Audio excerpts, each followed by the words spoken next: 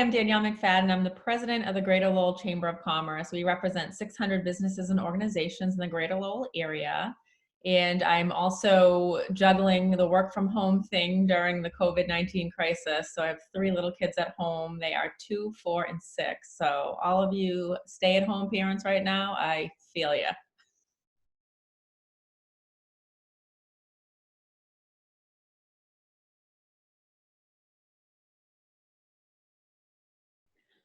So I have to say, I have been hearing from people that after this, they're going to want to work from home because they know that they have the flexibility to do so. I, for one, can't wait to get back to the office because the separation of work and family for me is kind of what I need. But I do have some things that have been working for me and not working for me. In terms of mom guilt, I don't believe in it. I don't think it serves us as parents or dad guilt at all. It doesn't do anything. It doesn't help us. So if you can let go of that. Also, a piece of that is technology. Sometimes if we have to get something done, we resort to our kids hopping on technology, and I'm okay with that. Obviously, I don't want my kids in front of a TV or a tablet all day long, but there's times where we need to use that so that we can get stuff done. And then the whole teaching thing and the homeschooling thing. So my oldest is 6, she's in kindergarten, so we have her work to do.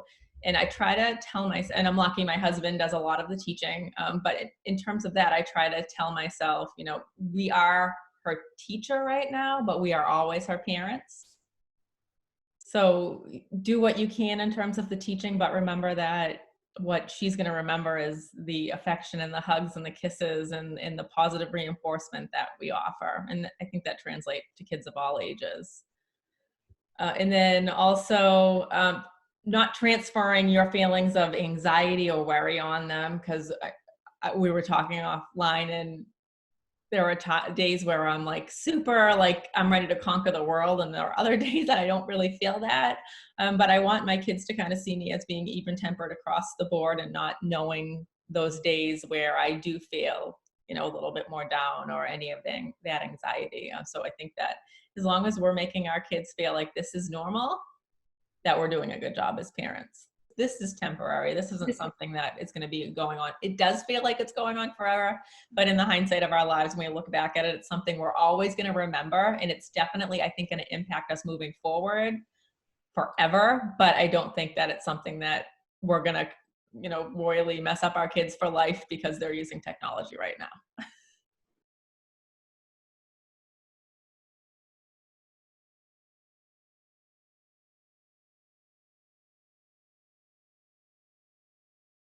So we're managing it I'm looking at this as an opportunity to bring in all the information, and it has been information overload. I mean, there are some nights where when I put my head on the pillow, I feel like I could not think of one more thing right now or my head's going to explode.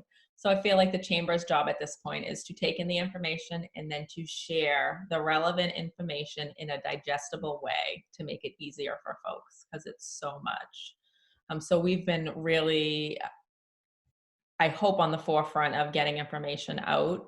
For instance, we created a COVID-19 resources page before businesses had been shut down, non-essential. And it got to the point where there was so much information on that page that one day I said, all right, I'm spending the day and I am making this look pretty and easy to navigate. So I think we've finally broken it down so that we have small business and nonprofit funding information on one page, unemployment on another page, community health resources on another page. So that's what we're kind of doing from our end of things. When we talk to nonprofits or small businesses about things they can be doing during this time, obviously funding comes up. That's kind of on the forefront of everybody. So we have that page on our website. So we say, look at the funding opportunities, but now's the time where you can take advantage of all of the different online resources that are available. Webinars, online classes, virtual networking. I've even heard of business coaches that want to offer complimentary advice to small businesses and nonprofits. Take advantage of that stuff. We have tons of information at greaterlowellchamber.org. And right now we're opening up our events and our resources to every business and nonprofit in the community. You do not have to be a member right now. We want to help everybody, which is really important. Use this time to update your information, your website, your social media profiles, your print collateral. Sit down and comb through everything. And I need to take my own advice on that too. But it's a great time to get that done, to ask for reviews on your social media profiles. So if you have an active following on Facebook or Yelp or Google, reach out to your clients, customers, and get that information from them. Get those reviews, because that's going to help you in the long run. And look at how you can overhaul your systems. Do you need to streamline some things? Do you need to update your marketing plan, review job descriptions, your personnel handbook? Use this time and be really methodical about what you're doing. And then come up with your plan for when you're going to relaunch, so that you can be ahead of your competitors when we do open back up to all businesses.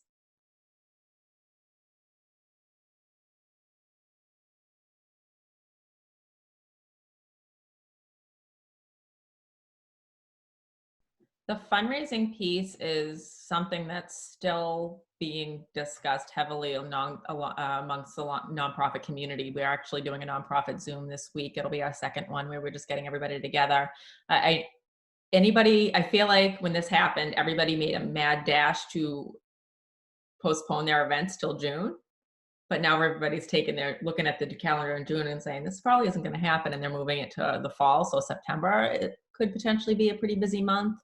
But people are really going to have to start innovating and thinking about ways that they can offer their story online and do things virtually and fundraise virtually. And I think that's going to be, and people want to help, because there was a lot of talk amongst the nonprofit community too. Can we even ask for donations right now? But people have this just burning desire to give back in any way that they can. So I think get your message out there and give people the opportunity. If they can't, they can't, but they won't if you don't ask. From a chamber perspective, so a lot of people don't realize we're a nonprofit, but we're a 501c6, where most nonprofits are a 501c3. So we don't qualify for things like the paycheck protection. So all of our income comes from sponsorships, events, and membership fees. We don't get any funding, any grants. So we're looking at it from our perspective of, we've already had to lay off half of our staff. We're hoping that we're going to be able to not have to lay anybody else off. Half of our staff, there were 4 of us, now there's 2 of us. But we honestly don't know what's going to come in terms of what businesses and organizations are going to be able to afford the $329 or whatever their fee is. When are we going to have the events that we have all these sponsors lined up for? So we're trying to think of really creative and innovative ways, for instance, to make the events virtual, so that our sponsors are getting even more exposure, because our reach on social media, would you rather reach thousands of people on social media or 250 people in a room? So we're looking at innovative ways. And then we weren't going to invoice our members, but I actually had members approach me and say, we can afford to pay and we want you to invoice us. So what we're doing now is, when we invoice somebody, we're writing a really transparent letter and just saying, this is the position we're in. We're in the same position as you. We understand. If you can afford to pay us now, that would be awesome. It would just, take a load off of our minds. If you can't, we get it. And we'll defer your membership for 3 months. You're still a member and you still have access to everything. So I think we all just need to be totally 100% honest in where we are right now in this.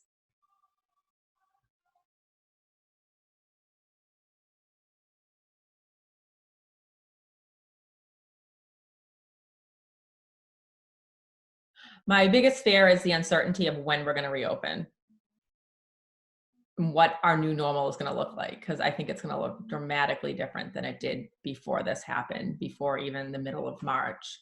And how are we all going to reinvent ourselves so that we are stronger as human beings, as a community, and how we support one another, whether it be supporting our local businesses or supporting somebody that just needs some extra help.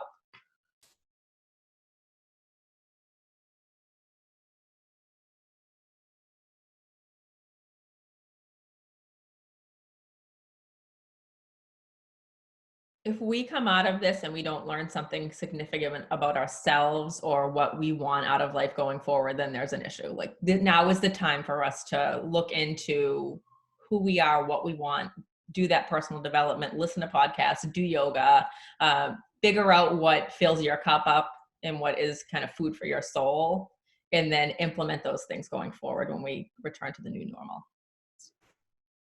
Well, I hope that people are going to be more apt to embrace technology. I know that in my position through the chamber, there were so many things I wanted to do that we just didn't, quote unquote, have the time for. And so we fully jumped into Zoom and different types of technology that we had been interested in utilizing. So I think technology is going to be accessible for hopefully for everybody. I hope that people will be more cognizant of supporting our local businesses, having more compassion for each other, and also that we're going to live a little bit more simply and really focus on the things that are most important to us, saying yes to the things that fuel our soul or help us personally and professionally, and saying no to the things that don't fire us up and light us up inside. I know that sometimes you're going to have to do the things that don't light you up inside, but the more of those things you can do and the less of the things that don't get you excited, I hope that everybody will have that flexibility to do those things.